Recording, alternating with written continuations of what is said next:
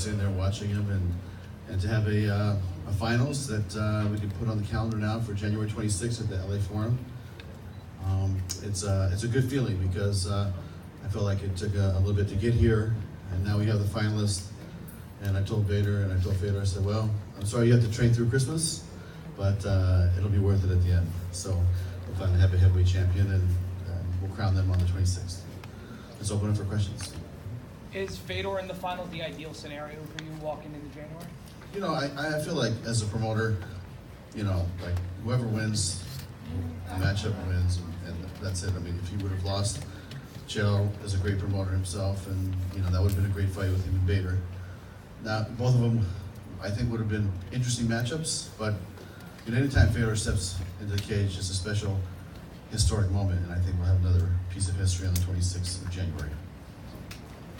How do you think Fedor looked tonight? I'd say I think they both look good. You know, I think Chael can take a punch. He took some shots, and I tell you, I have not seen those two guys scrap like that in a while, and they're going at it. You know, in fact, Herschel said to me, he goes, "Is Fedor mad at Chael? Like, did something happen to him?" I said, "Well, you know, they're trying to fight for the same prize to get to the finals." But in all seriousness, it's you know, it's Chael showed me why, you know, he is who he is, and Fedor, you know, he just stepped up, and I think that it was a great win for him. Any more questions? Scott, this week Chael went on a show. He got in a debate whether Fedor's in his prime. Do you think Fedor made a statement that he's still in his prime? You know what? I'll tell you, I love the countdown shows that our guys have been doing, and you know, when I watch those countdown shows myself as a fan, and when I saw him hit the mitts, I'm like, man, this guy still has that twitch speed. He's so fast. He's so explosive. He hits hard, and that's something that's not going to go away. The speed might go away, but the power doesn't go away. But the speed, he still has that speed. You know, so to me, it's pretty impressive, man. And I think the reason why is that he just has not stopped training. He's always in shape, and he's always trained, and always, you know, like he's never stopped training for long periods of time. So, you know, it's been a great journey for him. You guys know how, you know, the history of Fedor has been. It's been a great ride, and to me, he's the greatest of all time. And he's got a worthy adversary on the 26th. Ryan Bader showed me that he can control a big man and do what he needs to do to win. And you know, he's going to try to do that to Fedor, and does Fedor have some tricks up his sleeve? And we'll see. It's going to be an interesting fight. Scott, when you guys were drawing up these brackets, was this a possibility to think when you were looking at it? Is that one of the fights that you consider that could be the final?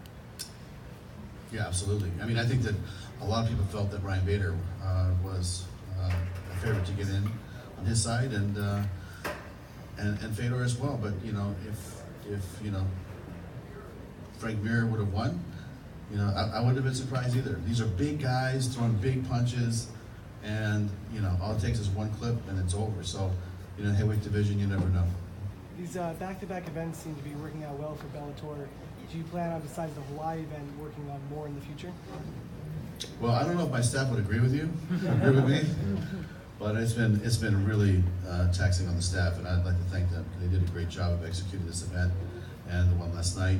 I think that you know, our original reason of doing the event so close was we didn't want to give one fighter an advantage over the other, and next week was busy in both buildings, so we had to do it all this weekend. But it's a taxing, you know, proposition. But at the end of the day, our guys pulled it off, and you know, if we have to do it again, we will.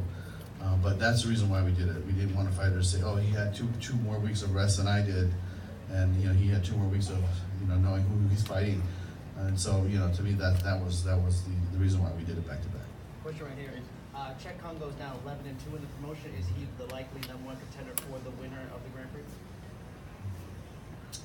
I think we have a couple options there, but you know, Czech has really impressed me his last couple outings, and that's the Czech that I remember from before, and that's the Czech that we've been waiting to see. And for him, I'm really. I told him when I was coming in here, I said, you know, Czech, I'm really proud of you because you really showed me that you really wanted, and you're stepping up, and this is the Czech that we've been expecting. And so, to me, look, we signed Minikov back, right? We have some great heavyweights here already. and checks another guy, and then we're gonna just have some great matchups in the future in 2019 in the heavyweight division. Is there a set date and venue yet for the final? Yes, it's January 26th in Los Angeles at the Forum. Yeah. Scott, any update on the welterweight Grand Prix? Certain dates? I mean, we got the matchups. We don't have all the dates. So we just announced the fight December 15th in Honolulu, where we had the Luna McFarland fight against Valerie. Rachida will be fighting our former champion, Carvalho, at that fight, and Ed Ruth will be fighting Evan Gracie at that fight. So that will be our second round of the tournament. That fight will be on DAZN. On Saturday night, we announced at a press conference in New York City this past Thursday that on Friday night it'll be on Paramount Live. It'll be Michael Chandler fighting Brett Primus, Frank Mir will fight Javier Ayala, and we'll have 3 more fights added to that. There'll be 2 big tentpole events, and that will be free for the troops. So we're doing a show called Bellator Salutes the Troops, and it's going to be a great week of festivities in Honolulu.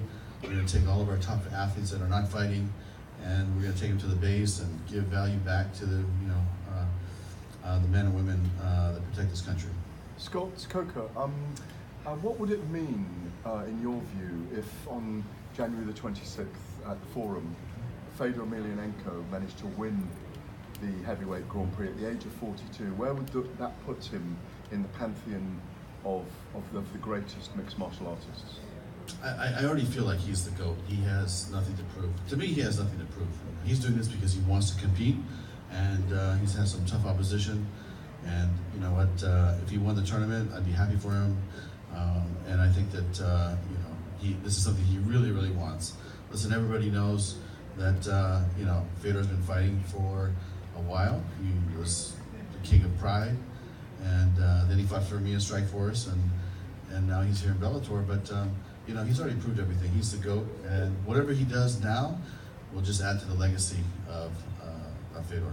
Did you think tonight, though, that like you said, the way that he tossed Chael off him twice when he was on the bottom, this hand speed, things like that were very prominent tonight.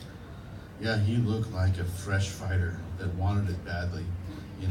That's what I saw out there. I saw somebody that really wanted to win, and the fight had some great transitions back and forth, some great sweeps and hip throws, and it's takedowns. It was just a great fight, and it was action packed, and I really enjoyed watching it. Scott, there was some reaction online that this fight was fixed. Can you react to that at all? I mean, come on, that doesn't even deserve a response. I mean, to the people that are saying it. And listen, Chael got clipped. He told me, he said, man, he hit me, and he hit me really good, and he was done. So that's it. But with Chael, the thing with Tito, he let him go or something. Come on, why would you do that? You're a professional athlete, you're a fighter. He wants to continue. He wants to go to the next round of the tournament. So that's just all rubbish. Why do people move to that so quickly? The fixed line. Why is that, you think? It's like, I don't know. I mean, to me, it's they see Chael. He's got this character, and I think they just feel like with Chael, it's just like this character. So maybe that's what they're thinking. But if you had Fedor punching you and kicking you and kneeing you like he was doing today, that was real. That was not fake.